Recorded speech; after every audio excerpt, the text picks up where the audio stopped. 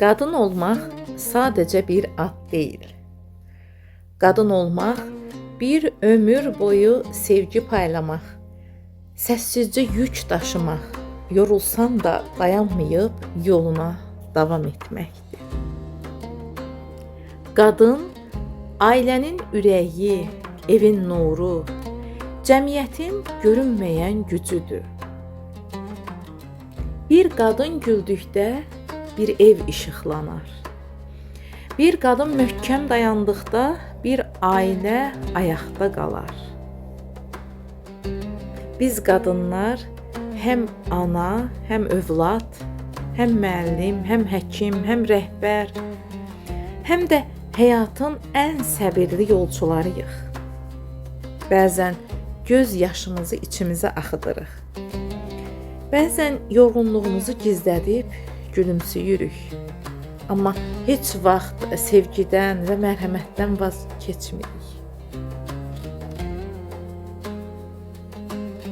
Bu gün xüsusilə şəhid analarını dərin ehtiramlanırıq.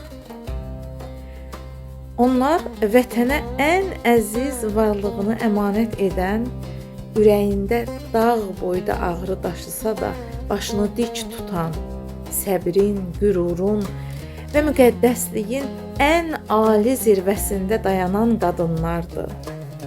Onların göz yaşında vətən sevgisi var. Onların sükutunda min cümləlik qəhrəmanlıq var. Onların ürəyi həm yaralı, həm də ən güclü ürəkdir. Qadın həm bahar kimidir, həm də dağ kimi möhkəm. Qadın həm şəfqət, həm mübarizə, həm də ümiddir. Qadın bir ürəklə min ürəyə toxuna bilən ilahi bir gücdür. Arzum budur ki, hər qadın öz dəyərini bilsin. Hər qadın hörmət və sevgi görsün. Heç bir qadının gözü yaşlı qalmasın. Hər qadının xəyalları gerçəkləşsin. Çünki qadın xoşbəxtdirsə, ailə xoşbəxtdir. Ailə xoşbəxtdirsə, cəmiyyət xoşbəxtdir. Cəmiyyət xoşbəxtdirsə, gələcək işıqlıdır.